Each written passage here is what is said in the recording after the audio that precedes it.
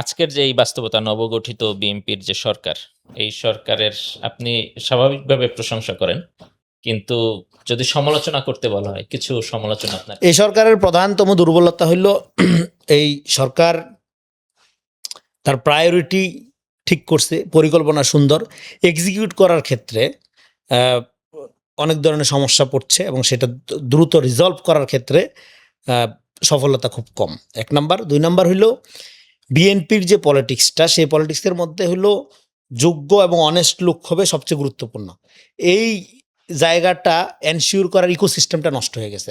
প্রত্যেকটা জায়গায় সিন্ডিকেশনের কারণে এখানে অনেস্টলি যে লোকগুলো বিএনপির রাজনীতিকে ভালোবাসে, বিএনপির গুরুত্বপূর্ণ লোক কারা, বিএনপির সবচেয়ে শক্তিশালী পোস্ট কিন্তু আমি হোল্ড করি। আমি মানে আমার মতো যারা, তারা সেটা কি সমর্থক পোস্ট, আমার সমর্থনে ক্ষমতায় আসছে।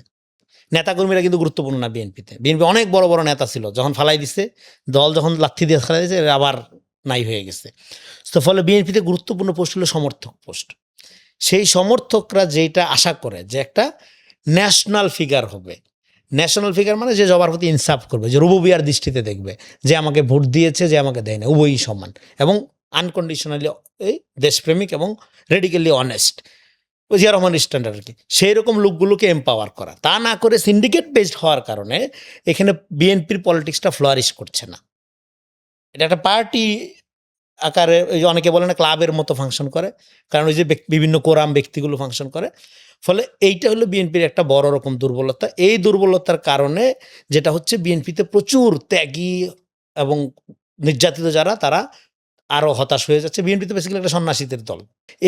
এই জিনিসগুলোকে কাটায় ওঠার যে অর্গানিক প্রক্রিয়াটা বিএনপির মধ্যে ছিল, অন্তত জিয়া রহমানের সময় এবং খালেদা জিয়ার সময় খানিকটা প্র্যাকটিস ছিল, এইটা ড্রাস্টিক্যালি কলাপস করছে।